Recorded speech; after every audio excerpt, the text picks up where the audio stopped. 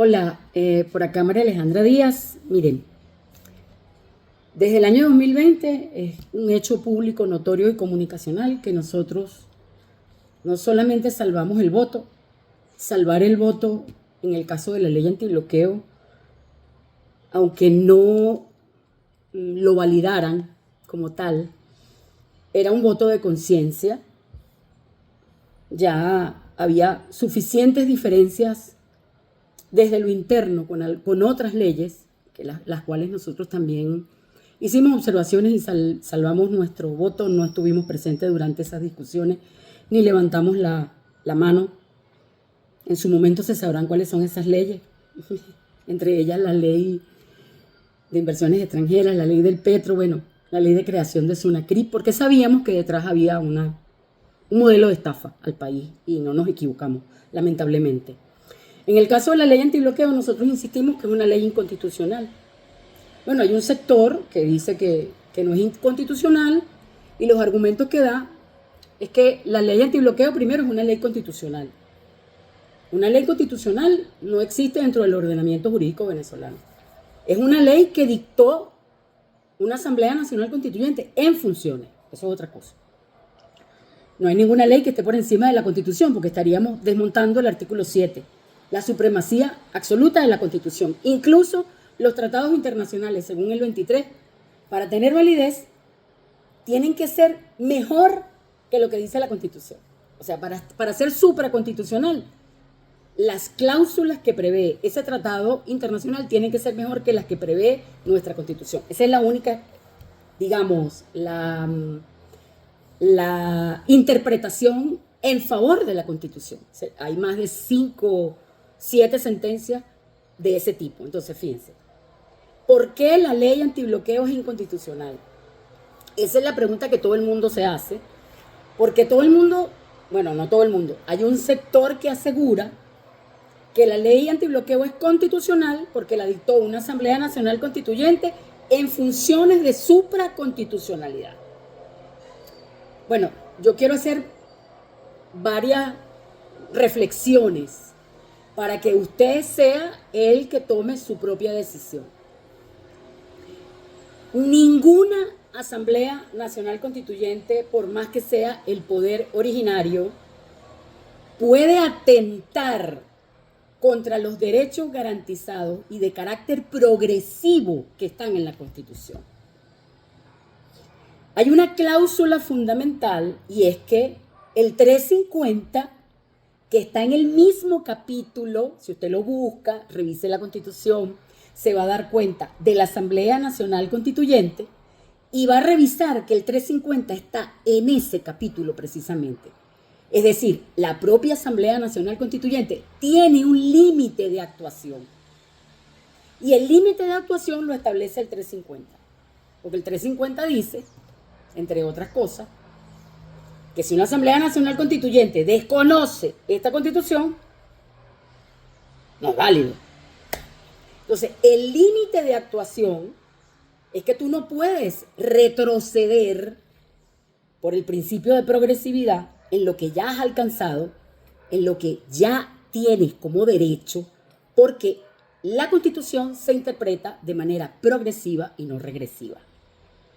Por eso la sentencia 523, que la comenté en otro video, es inconstitucional, porque la interpretación que hace es regresiva y conculcatoria, violatoria de los derechos laborales establecidos, no solamente en la Constitución, sino en la Ley Orgánica de los Trabajadores y Trabajadoras. Entonces, fíjense, el carácter de ley es siempre general y no particular, por consiguiente, el Estado, no solo en su espíritu, sino en la conciencia de la realidad histórica, es imprescindible que entendamos que una ley constitucional no puede estar de acuerdo, o no puede estar, digamos, dirigida a destruir los derechos y las garantías que ya están establecidos en la Constitución. Entonces, no parece, en esa ley, no se tiene claro cuál es el Estado que prevé la propia Constitución, el Estado democrático, social, de derecho y de justicia. Porque si la ley antibloqueo, por ejemplo, establece que los contratos de interés público, donde tú manejas recursos de la República, tienen que pasar por la aprobación de la Asamblea Nacional y tú te obvias ese paso y además contratas en secreto con la excusa de que el otro que te bloqueó no se entere de a dónde va el dinero y cómo va, eso hasta cierto punto tendría una lógica si tú no revelas en los contratos quién es el contratante y cómo es la fuente por donde se pagan los dineros. Pero las condiciones del contrato tienen que ser públicas, porque es que esos bienes son de la República y no de un particular, o sea, de una componenda, una cúpula que está en el gobierno, llámese quien se llame, el gobierno que sea, porque como son de la República, son de interés para todos los venezolanos. Entonces tú no puedes negociar a espaldas de los venezolanos. ¿Qué pasó con la ley antibloqueo? Bueno, la ley antibloqueo fue la base fundamental para negociar barcos en alta mar, para negociar con flotas fantasma y que todavía hoy no se sepa cuánto oro se va, cuánto petróleo se negocia o se negoció durante esos años, cuánta plata convirtieron en Bitcoin y en dónde está. Eso no lo dicen quienes defienden una ley que es absolutamente inconstitucional. Yo me pregunto, si esa ley fuera constitucional, como dicen, supraconstitucional, algunos expertos, o mejor dicho, algunos opinadores, ¿por qué razón la Asamblea, después que cesa la Asamblea Nacional Constituyente, la siguiente asamblea que fue dominada prácticamente por el madurismo, hizo un acto para reconfirmar la validez de la ley antibloqueo? Si es constitucional, si es supraconstitucional, no necesitaba que un poder constituido aprobara una ley constituyente. ¿No les parece raro? Yo solamente les dejo eso para el análisis. Otra cosa, otro detalle. Si fuera una ley supraconstitucional, ¿qué necesidad había de que la propia constituyente publicara una ley que dice que todas las leyes que publicó son inamovibles, irrevocables, es decir, desaplicando el 350 constitucional? ¿Ustedes creen que eso tiene sentido? O sea, nosotros no hacemos estas críticas porque simple y llanamente nos convertimos de la noche a la mañana en criticones de oficio.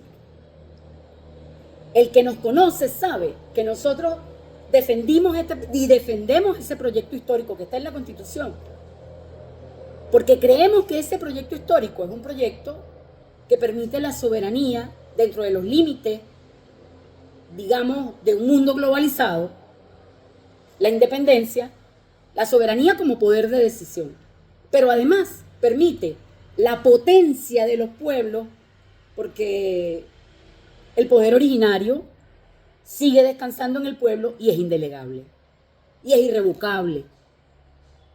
Entonces, eso nos hizo a nosotros defender intransigentemente la Constitución. Entonces, en este momento, viendo lo que está pasando con la Ley Orgánica de Hidrocarburos, la reforma, no podemos permanecer callados diciendo que como estamos en un gravísimo problema, porque lo estamos, pero ¿por qué estamos en ese problema? Preguntémonos, porque hay un sector del país que pidió una invasión, que no merecen ni siquiera ser candidatos a nada, ni a reina de carnaval. Porque ¿cómo te paras tú frente a la Fuerza Armada cuando tú pediste invasión y causaste, no sé, 200 muertos, 300 muertos, el 3 de enero? Esa es la solución. Y el otro sector, que se dice que son protectores del pueblo y desmontaron la Ley Orgánica del Trabajo, están desmontando la Ley Orgánica de Hidrocarburos, lo hicieron de facto. O sea, mira, la reforma de la Ley Orgánica de Hidrocarburos es darle viabilidad y piso jurídico a la ley antibloqueo, porque las transnacionales saben que la ley antibloqueo es inconstitucional. Y los abogados de las transnacionales saben que si vamos a arbitraje, no habrá nadie en el mundo que pueda reconocer que bajo coacción, bajo medidas coercitivas unilaterales, bajo amenaza de una de las partes, la voluntad de la contratación es libre. La ley antibloqueo es la ley que se utilizó como paraguas para el saqueo. Eso lo quería dejar clarito, No me crean a mí, siempre lo digo, yo no tengo la verdad en mis manos. Este es un análisis bastante sencillo.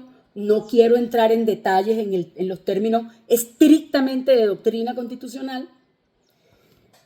Lo que sí les puedo decir es que después que yo salí de la constituyente, me quedó el mal sabor de que esa constituyente había sido usada para una termidor. Ese término lo pueden buscar en un libro de Gerardo Pisarello que se llama Un largo termidor. Y es cuando, desde una Asamblea Nacional Constituyente o desde otra figura de esas que tienen poder para revisar las constituciones, los propios congresos, en vez de interpretar progresivamente y partir del piso jurídico que es la constitución vigente, no, ellos barren y echan para atrás. Barren y nos quitan derechos. Equivocado. Yo lamentablemente estaba allí, lo dije un montón de veces, no estoy tratando de excusarme, tengo mi conciencia absolutamente tranquila, pero sí tenía que explicarle al país por qué esa ley es inconstitucional.